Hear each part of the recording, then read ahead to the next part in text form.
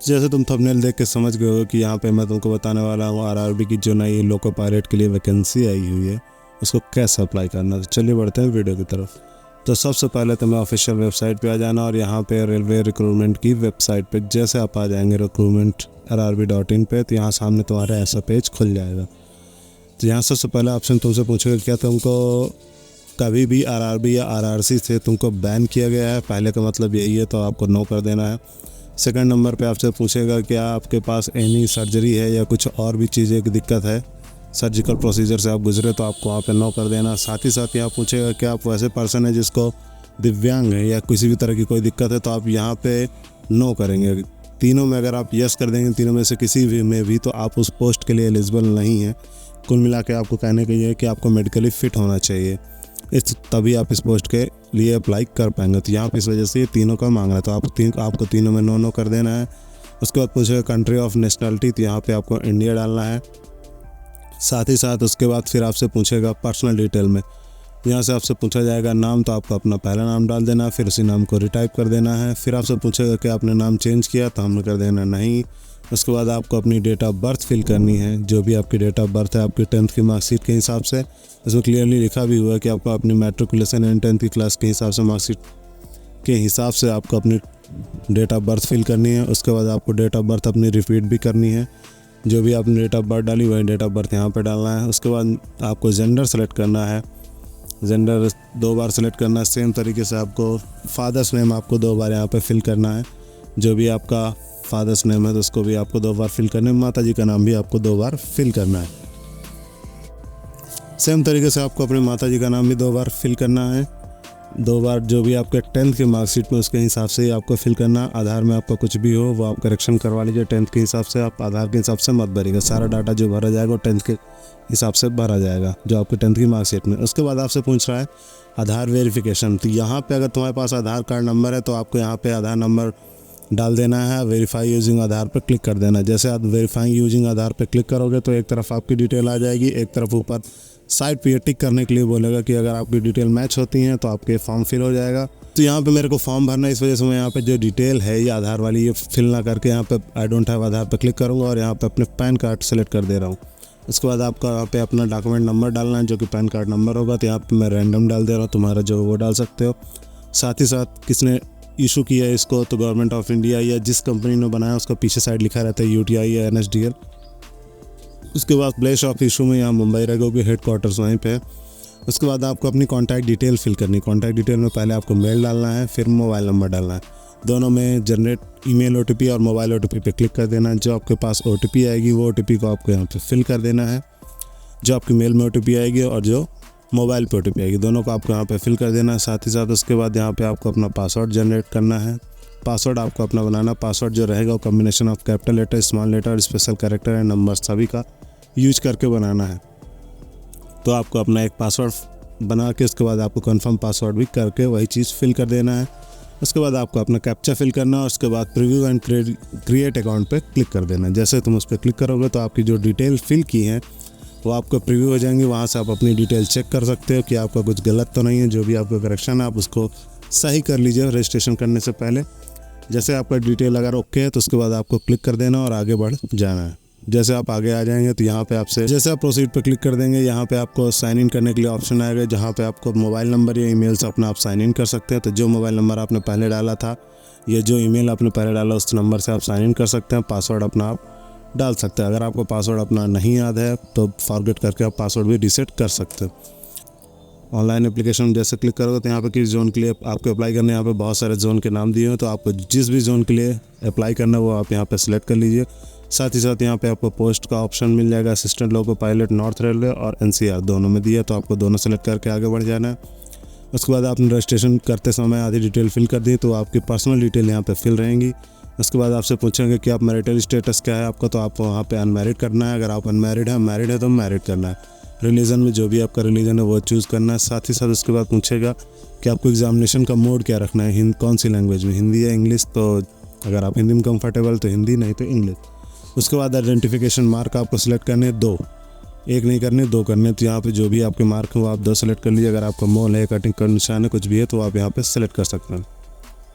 उसके बाद आपको अपने यहाँ पे कैटेगरी सेलेक्ट करनी है, ओबीसी है, जनरल है। उसके बाद आपको यहाँ पे सेलेक्ट करने के बाद आपको यहाँ पे अगर ओबीसी आपने सेलेक्ट किया तो आपसे पूछेगा नॉन क्रीमी लेयर है या क्रीमी लेयर है। ये एक्चुअली यहाँ पे अगर आप नॉन क्रीमी लेयर में आते हैं तो आपको यस करना, नहीं है तो नो करना है। उसके बाद यहाँ पे आपको अपना सर्टिफिकेट का नंबर डालना है और इशू अथॉरिटी, जिसने भी इशू किया है सर्टिफिकेट को, यानी कि तहसीलदार इशू करता है, उसको आपको सेलेक्ट करना है।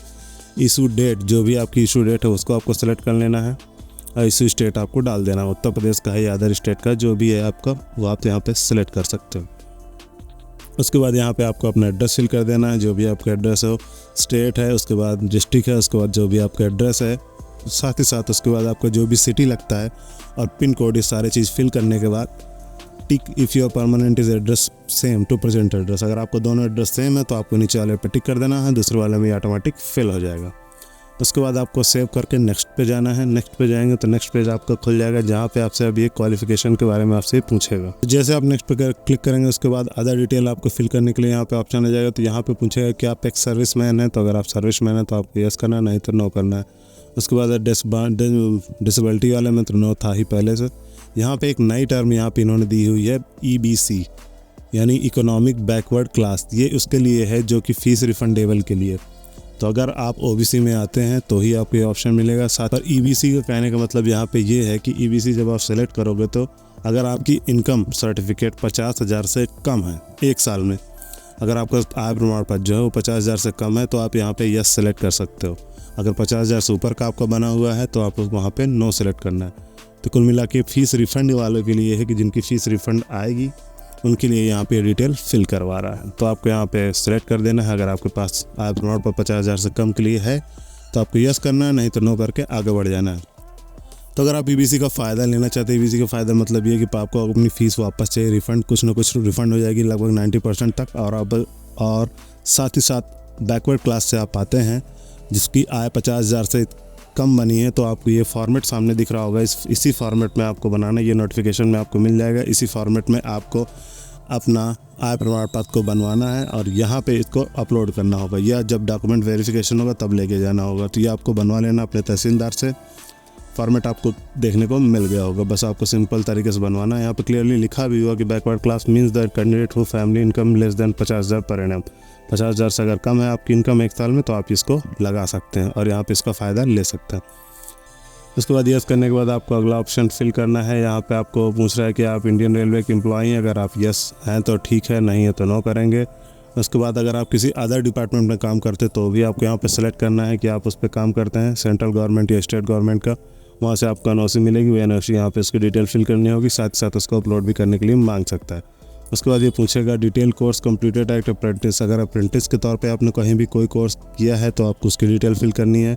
मान लीजिए अगर आपने किया तो आपको यस करना होगा। यस करने के बाद आपको किस ट्रेड में किया है वो यहाँ पे आपको सिलेक्ट करना है, किस डेट से किस डेट तक के बीच आपने ट्रेनिंग ली है, सर्टिफिकेट नंबर क्या है और सर्टिफिकेट डेट क्या है, ये पूरी डिटेल आपको फिल करनी है। ये डिटेल फिल करने के बाद आपको अपनी बैंक डिटेल अपलोड करनी होगी, मतलब बैंक की डिटेल फिल करनी होगी, क्योंकि यहाँ पे आपकी जो फ़ीस रिफ़ंड है वो आएगी। जिसकी भी जितनी भी रिफ़ंड होगी वो आपको यहाँ पे मिल जाएगा। तो उसके लिए आपको अपनी बैंक अकाउंट की डिटेल भरनी होगी, जहाँ पे पहले आपको अपना अकाउंट होल्डर का नाम, उसके बाद अकाउंट नंबर, उसके बाद कन्फर्म अकाउंट नंबर, मतलब अकाउंट नंबर को एक बार और डालना है। उसके बाद आपके अपने बैंक का IFSC, उसके बाद नेम ऑफ बैंक और बैंक एड्रेस, ये ऑटोमेटिक ले लेगा। तो उसको आपको सिर्फ और सिर्फ आपको IFSC भर के कन्फर्म पे क्लिक करना है।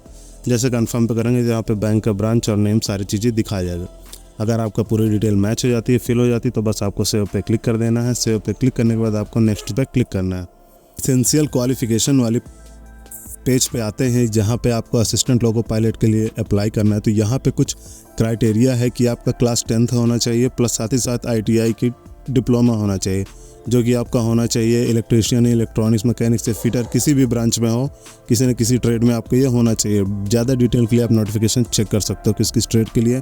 साथ ही साथ सेकंड नंबर पे ये दिया हुआ है कि आपको मैट्रिकुलेशन, प्लस साथ ही साथ अगर आपका कोई कोर्स है, अप्रेंटिस वाला कोर्स है किसी भी ट्रेड में, इलेक्ट्रीशियन, फिटिंग या फिटर में, हीट एनर्जी में, किसी में भी, हीट इंजन में हो, किसी भी फील्ड में अगर आपका अप्रेंटिस वाला कोर्स है तो आप तो भी अप्लाई कर सकते हैं। तीसरा दिया हुआ कि अगर आप 3 साल का डिप्लोमा किए जिसे बोलते हैं पॉलिटेक्निक, इलेक्ट्रॉनिक में, इलेक्ट्रिकल में, ऑटोमोबाइल इंजीनियरिंग में, साथ ही साथ अगर आपके पास कोई डिग्री है इंजीनियरिंग यानी BTech किए हुए हैं आप इन सारी ब्रांचों में, तो आप सभी लोग अप्लाई कर सकते हैं इस पोस्ट के लिए। तो अगर आपके पास इन तीनों में से जो आपका क्वालिफिकेशन दिया हुआ है ये अगर आपके पास है, एलिजिबिलिटी आप इस क्राइटेरिया के अंदर आते हैं, तो आप बिल्कुल इस पोस्ट को फिल कर पाएंगे। तो यहाँ पे सबसे पहले तुमको 10th तो भरना ही भरना है। तो यहाँ पे तुमको 10th की डिटेल फिल करनी है, जिस भी बोर्ड से आपने पास आउट किया, किस स्टेट के हैं, ये आपको यहाँ पे पूरी की पूरी डिटेल फिल करनी है। सबसे पहले आपको स्टेट सेलेक्ट करना है, किस स्टेट में आपका स्कूल था। उसके बाद स्टेट करने के बाद यहाँ पे आपको अपना डिस्ट्रिक्ट सेलेक्ट करना है, बोर्ड सेलेक्ट करना है। बोर्ड में आपको अपना जो भी बोर्ड आपका, अगर आपका CBSE है या UP है या कोई अदर स्टेट बोर्ड है तो आप यहाँ पे डाल सकते हैं। डेट ऑफ पासिंग आपकी मार्कशीट में लिखी होगी वो आपको फिल करना है, साथ ही साथ यहाँ पर रोल नंबर भी फिल करना है। उसके बाद यहाँ पर राइट साइड पर आपको ऐड का बटन दिख जाएगा, उस साइड पर क्लिक करके अपनी जो नेक्स्ट डिग्री, अगर आपका ITI है तो आपको ITI सेलेक्ट करना है, BTech है तो BTech या कोई अप्रेंटिस का कोर्स है तो वो भी आपको यहाँ पर सेलेक्ट करना है। आपका जो भी ITI का है, मान लीजिए अगर आपकी ITI की डिटेल है तो किस ट्रेड में आपको वो सेलेक्ट कर लेना है, किस स्टेट से आपने किया हुआ आपको वो करना है, डिस्ट्रिक्ट आपको सेलेक्ट करना है, नेम ऑफ इंस्टीट्यूट सेलेक्ट करना और डेट ऑफ पासिंग आपको सेलेक्ट करना है। उसके बाद सर्टिफिकेट इशू हुआ है ये आपको फिल करके, सर्टिफिकेट टाइप भी आपको यहाँ पे सेलेक्ट करके फिल कर देना है। तो जैसे आप अपनी 10th और ITI की डिटेल फिल कर देंगे तो ये आपका फॉर्म, आप एलिजिबल हैं इसको एग्ज़ाम देने के लिए। कोई अगर आपका जो आपने सेलेक्ट किया उसमें कोई एडिट करेक्शन करना चाहें तो आप ये एडिट वाले बटन से कर सकते हैं। अगर आपका सब कुछ सही तो आपको नेक्स्ट पे क्लिक कर देना है। उसके बाद यहाँ पे आपको फ़ोटो अपलोड करनी है। फ़ोटो जो होनी चाहिए वो वाइट कलर के बैकग्राउंड में पासपोर्ट साइज़ होनी चाहिए। पासपोर्ट साइज़ में आपका आँख का नाक बराबर दिखे, क्लियरली फ़ोटो हो, मोबाइल की फ़ोटोग्राफ नहीं ली जाएंगी, इसलिए क्लियरली स्टूडियो जाके पासपोर्ट खिंचवा सकते हैं।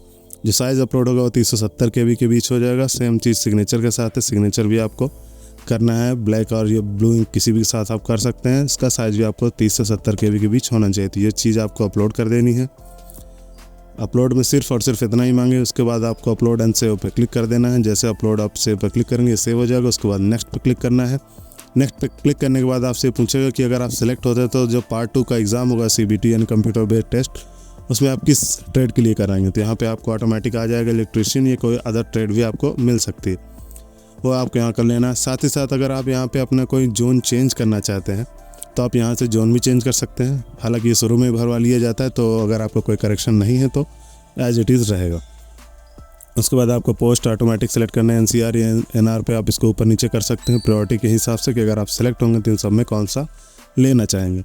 उसके बाद आपको डिक्लेरेशन फिल करना है। जहाँ भी जिस भी प्लेस से आपने फॉर्म फिल किया वो प्लेस का नाम डालना है। उसके बाद यहाँ पे प्रीव्यू एप्लीकेशन पर क्लिक कर देना है। जैसे आप प्रीव्यू एप्लीकेशन पर क्लिक करोगे आपका फॉर्म प्रीव्यू हो जाएगा। तो जो भी आपने फॉर्म फिल किया वो आप प्रीव्यू करके यहाँ पे देख सकते हैं। कोई करेक्शन है तो आप करेक्शन कर लीजिए, अगर नहीं करेक्शन है तो आपको सबमिट पे क्लिक कर देना है। जैसे आप सबमिट पे क्लिक करोगे यहाँ पे फ़ीस पेमेंट के लिए बोलेगा जो कि 500 रुपये है, तो आपको यहाँ पे फ़ीस पेमेंट कर देना है। फ़ीस पे करने के लिए आप क्लिक करोगे आगे, यहाँ पे आपको अलग अलग तरीके के मिल जाएंगे, डेबिट कार्ड, डेबिट कार्ड या UPI से या इंटरनेट बैंकिंग, जिससे भी आप पे करना चाहें। पे करने के बाद आपके पास एक फॉर्म जो होगा सबमिट होने के बाद आपको रिसीविंग जनरेट हो जाएगी, उसको आपको सेव करके रख लेना है। तो आई होप तुमको सारी चीज़ें समझ में आ गई होंगी। और कोई भी डाउट हो तो आप कमेंट सेक्शन में कमेंट करके पूछ सकते हो। साथ ही साथ ऐसे वीडियोज़ के लिए चैनल को सब्सक्राइब कर सकते हो। तब तक के लिए धन्यवाद। जय हिंद।